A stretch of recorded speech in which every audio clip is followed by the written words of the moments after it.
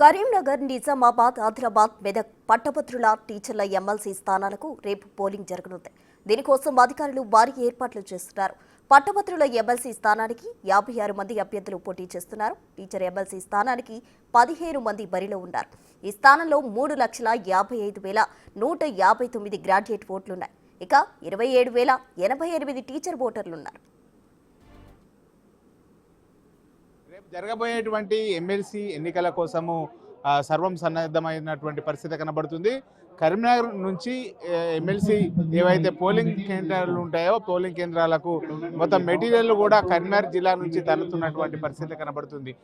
మొత్తం రేపు జరగబోయేటువంటి ఎమ్మెల్సీ ఎన్నికల కోసం ఇప్పటికే అధికారులు కూడా అన్ని ఏర్పాట్లు చేసినటువంటి నేపథ్యం లోపల ప్రస్తుతం ఇక్కడ మనకు కరీంనగర్లోని అంబేద్కర్ స్టేడియం నుంచి అయితే ఇటు పోలింగ్ సంబంధించినటువంటి ఏవైతే పోలింగ్ చిటీస్ తర్వాత పోలింగ్ మెటీరియల్ అంతా కూడా ఇక్కడ పోలింగ్ కేంద్రాలకు వెళ్తున్నటువంటి పరిస్థితి కనబడుతుంది. మనకు ప్రస్తుతం ఇక్కడ చూడొచ్చు విజువల్స్ లోపల మనకు మొత్తం కూడా అంబేద్కర్ స్టేడియం నుంచి అయితే ఇటు పోలింగ్ సామాగ్రి అంతా కూడా తీసుకొని బస్సుల ద్వారా పోలింగ్ కేంద్రాలకు వెళ్ళేటువంటి పరిస్థితి అయితే కనబడుతున్నది. ఇప్పటికే ఇక్కడ కరీంనగర్ జిల్లా నుంచి అంటే ఇక్కడ ఉమ్మడి 4 జిల్లాల ఉమ్మడి జిల్లాలకు సంబంధించినటువంటి ఎన్నికలు కావడంతో అయితే ఏ జిల్లా నుంచి అక్కడ సంబంధించినటువంటి రెవెన్యూ డివిజన్లోని పోలింగ్ కేంద్రాలకు అదే జిల్లా నుంచి అయితే ఇక్కడ పోలింగ్ సామాగ్రి అయితే తరలిస్తున్నటువంటి పరిస్థితి కనబడుతుంది. ప్రస్తుతం నాకు అందుబాటు లోపల కరీంనగర్ ఆర్డీఓ గారు ఉన్నారు.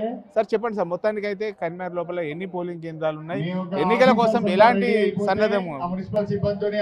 కరీంనగర్ జిల్లాలో కరీంనగర్ అండ్ హుజూరాబాద్ రెండు కలిపి మొత్తం 103 పోలింగ్ స్టేషన్లు ఉన్నాయి. 103 పోలింగ్ స్టేషన్లో 82 గ్రాడ్యుయేట్స్ ఉన్నాయి, 21 టీచర్స్ ఉన్నాయి. సో వీళ్ళన్నీ 451 మంది టోటల్ గా సిబ్బంది ఇక్కడ నుండి ఇప్పుడు 12 రూట్లుగా విడిపోతున్నారు. ఈ 12 రూట్లకు కూడా మనకు సెక్టర్ ఆఫీసర్ ఉంటారు. ఈచ్ అండ్ ఎవ్రీ సెక్టర్కి ఒక గెస్టెడ్ ఆఫీసర్స్ ఉంటారు కాబట్టి వాళ్ళకు అదనంగా లైసెన్స్ చేయడానికి వాళ్ళ ఎంఆర్ఓ కూడా ఆ రూట్లో ఉంటుంది కాబట్టి ఎలాంటి ప్రాబ్లం లేకుండా సిబ్బంది విత్ సెక్యూరిటీ వాటితో కూడా మనం రూటు బస్సులో వెళ్ళిపోతున్నారు.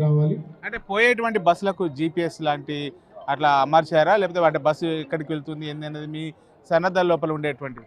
ఈచ్ అండ్ ఎవ్రీ బస్సుకి జీపీఎస్ ఏర్పాటు చేశాము. ఈ బస్సు యొక్క రూట్ ఏ విధంగా వెళ్తుందో కూడా క్యాండిడేట్లకు కూడా సమాచారం ఇవ్వడం జరిగింది. కాబట్టి ఈ రూట్ ఎక్కడెక్కడి నుంచి వెళ్ళిపోతుంది అనేది కూడా మనకు క్లారిటీ ఉంటుంది. ముఖ్యంగా సార్ ఇప్పుడు ఎమ్మెల్సీ ఎన్నికల లోపల 2 ఎన్నికలు జరుగుతున్నాయి. ముఖ్యంగా పట్టభద్రుల ఎన్నికలకు దాదాపు 42 మంది కూడా ఉన్నటువంటి పరిస్థితి లోపల బ్యాలెట్ చాలా పెద్దగా ఉండేటువంటి అవకాశం ఉంది. అంటే వేసేటువంటి ఓటర్లకు ఎలాంటి అవేర్నెస్? అంటే ఈ అవేర్నెస్ విషయంలో కూడా సోషల్ మీడియాలో అవేర్నెస్ ఇచ్చాము. అలాగే ఫిజికల్గా అక్కడక్కడ మనము టోటల్గా అవేర్నెస్ క్యాంప్స్ కూడా ఏర్పాటు చేసాము.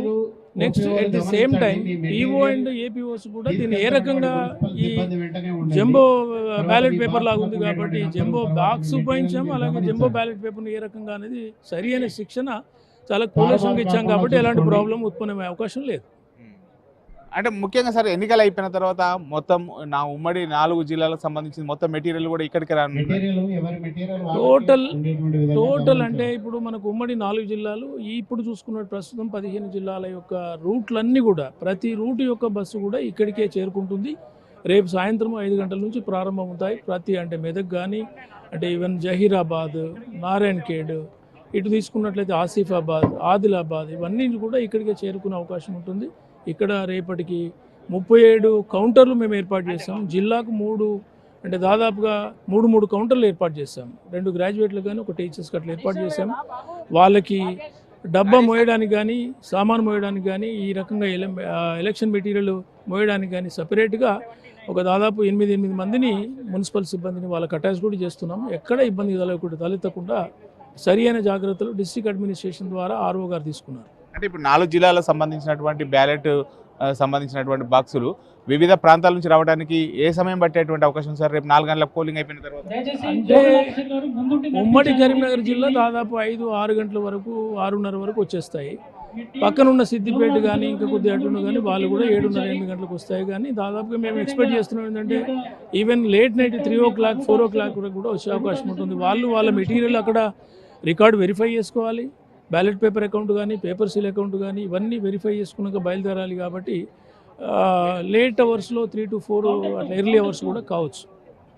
ఇది మొత్తానికైతే ఆ ఉమ్మడి 4 జిల్లాలకు సంబంధించినటువంటి ఎమ్మెల్సీ ఎన్నిక కావడంతో ఇటు 4 జిల్లాల లోపల ఉన్నటువంటి కేంద్రాల నుంచి ఏదైతే పోలింగ్ తర్వాత అన్నీ కూడా రేపు 4 గంటలకు పోలింగ్ ముగిసిన తర్వాత 4 గంటలకు బయలుదేరి లేట్ నైట్ వరకు కూడా ఇటు కరీంనగర్, ఆదిలాబాద్, మెదక్, నిజామాబాద్ జిల్లాలు అంటే ఉమ్మడి 4 జిల్లాలకు సంబంధించి తర్వాత ఇటు మొత్తం కూడా ఇటు ఏదైతే గ్రాడ్యుయేట్కి సంబంధించింది తర్వాత టీచర్కి సంబంధించిన బ్యాలెట్ బాక్సులు అన్నీ కూడా రేపు లేట్ నైట్ 1-2 గంటల వరకు కూడా ఇక్కడికి చేరుకున్నాయి. మొత్తం కూడా ప్రతి ఒక్క బస్సు కూడా GPS అనుసంధానమై ఉన్నది కాబట్టి ఎలాంటి అవాంఛనీయమైనటువంటి సంఘటనలు జరగకుండా అయితే గట్టి బందోబస్తు మధ్యలో అయితే ఇటు బాక్సులు తరలి వెళ్తున్నాయి. తర్వాత పోలింగ్ తర్వాత గట్టి బందోబస్తు మధ్య అయితే ఇక్కడికి డిస్ట్రిబ్యూషన్ కేంద్రానికి అంబేద్కర్ స్టేడియం అయితే చేరుకున్నటువంటి పరిస్థితి ఉందని చెప్పి అయితే ఆర్డీఓ చెప్తున్నారు. కెమెరా పర్సన్ అనితో Srinivas, big TV, Ambedkar stadium.